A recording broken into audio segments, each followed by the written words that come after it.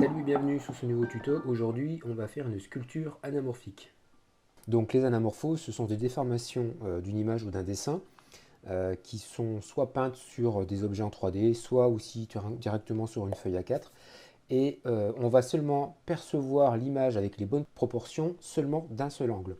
Vous avez par exemple le travail de Felici Varini. Donc lui qui fait un truc de... C'est impressionnant ce qu'il fait. Vous voyez par exemple, il a fait ça sur la cité de Carcassonne.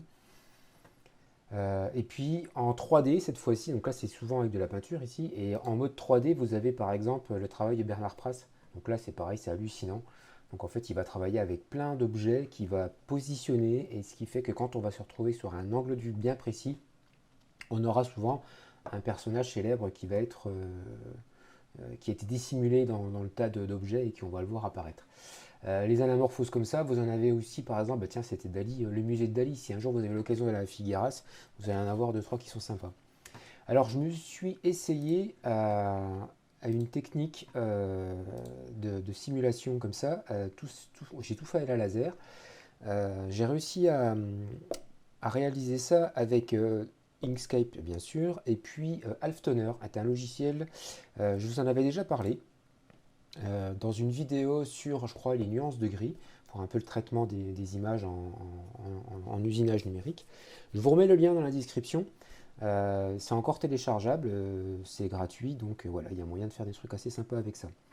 Donc, sans plus attendre, on va aller sur Halftoner et on va travailler. Aujourd'hui, je vais utiliser une image, c'est Mélanie Laurent. Alors ici, j'ai vite fait une modélisation pour faire la simulation, pour valider si c'était fonctionnel. Donc là, on voit bien, on va travailler avec un plateau. Donc là, on va être en médium en 3 mm. Et ce plateau va avoir donc des préemptions qui sont réalisées pour pouvoir réceptionner chacun des tiges de médium qui vont être dessinées, pour pouvoir les rempiler dans le bon sens. Il ne faudra pas se tromper là-dessus. Pour pouvoir avoir justement la visibilité du dessin quand on va se retrouver dans le bon angle de vision. Alors dans Halftoner, je vais faire un glisser-déposer de la photo. Alors, je vais régler mes dimensions 380. Je me suis mis en millimètres. Là, je ne vais pas excéder les 380 mm de large. C'est ma contrainte que j'ai un petit peu au niveau de la dimension de la laser. Je vais me mettre en mode ligne. Je vais mettre un angle de 90 degrés. Donc là, on voit un premier essai. Alors, c'est pas trop mal, mais nous, il faut bien penser que les bandes noires, ce sont des bandes de médium. Donc cette zone-là, j'en ai plus, et on voit bien qu'elles sont très très fines. Donc on va jongler un peu sur les paramètres, à vous de jouer là-dessus, pour trouver la bonne proportion. Donc les astuces, c'est de dire que la taille minimum, par exemple, dans mon cas, je lui ai demandé au minimum 2,5 mm et en maximum 8. Et au niveau de l'espacement, j'avais trouvé 9,25. Alors là, on voit que c'est encore pas terrible. Pourquoi? Parce qu'en fait, il faut encore aller ajuster au niveau de la photo. Donc on va augmenter un petit peu euh, la, la luminosité. On peut jouer un petit peu sous le contraste, mais pas trop, parce qu'autrement on n'y verra plus rien. Vous faites juste attention qu'on ait toujours à peu près une largeur assez conséquente.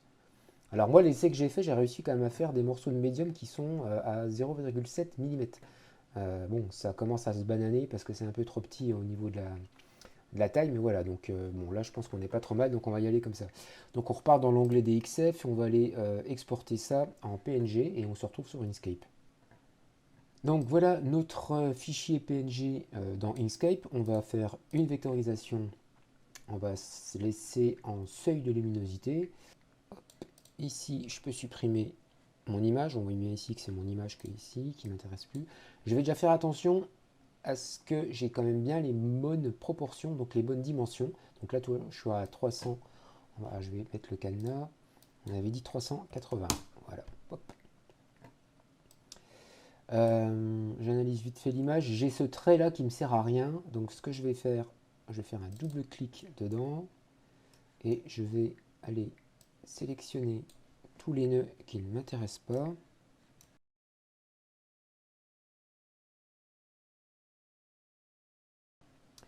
Alors, comme je vous parlais, il faut qu'on réalise donc en bas le présentoir, en fin de compte le support dans lequel on va venir enficher tous les morceaux de médium. Ce support, comme je vais travailler en médium en 3 mm d'épaisseur, donc en fait, dans ce support, on va créer donc des trous, des préemptions. Donc les trous, les dimensions qui vont nous intéresser, c'est 1, la largeur, donc cette celle-ci, on va la récupérer obligatoirement avec chaque module qui est réalisé en médium.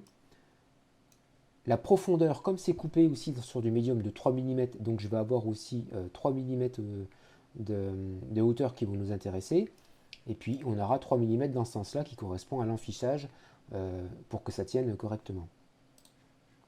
Alors pour ce faire, je vais juste augmenter la partie basse. Donc je vais faire un double clic dedans. Je vais venir sélectionner tous les points du bas. J'appuie sur Shift et puis je vais appuyer 3 fois avec la flèche du bas. Comme ça me permet de bien agrandir la zone là et d'avoir assez de matière pour que ça se tienne bien. Maintenant, je vais faire un rectangle qui va prendre, qui va nous faire 3 mm d'épaisseur.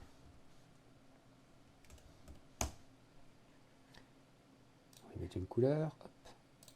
Ce rectangle-là, je vais sélectionner le portrait. Je l'ai sélectionné en dernier, donc je vais me mettre en dernier sélectionné, ajuster. Hop, je vais prendre les deux.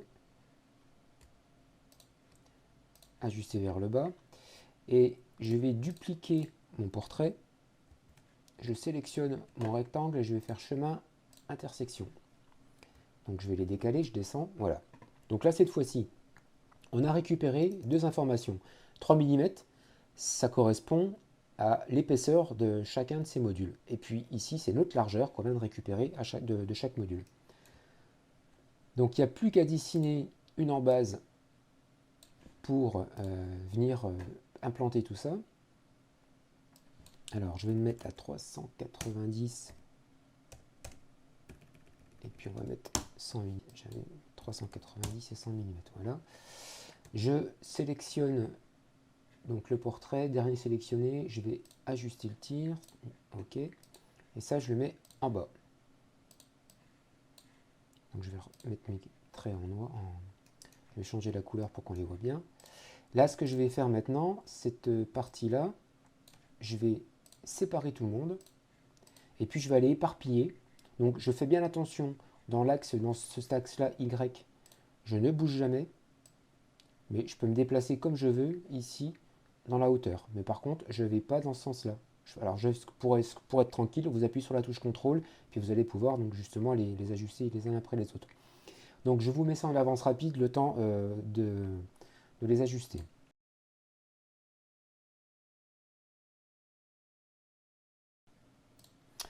Ok, alors arrondir un petit peu les angles, ça c'est un peu plus sympa. Donc ça, je le transforme en chemin. Je vais combiner toutes mes préemptions. Shift, je sélectionne les deux et chemin, différence. Ok. Donc là maintenant, je vais enlever les couleurs, qu'on valide bien.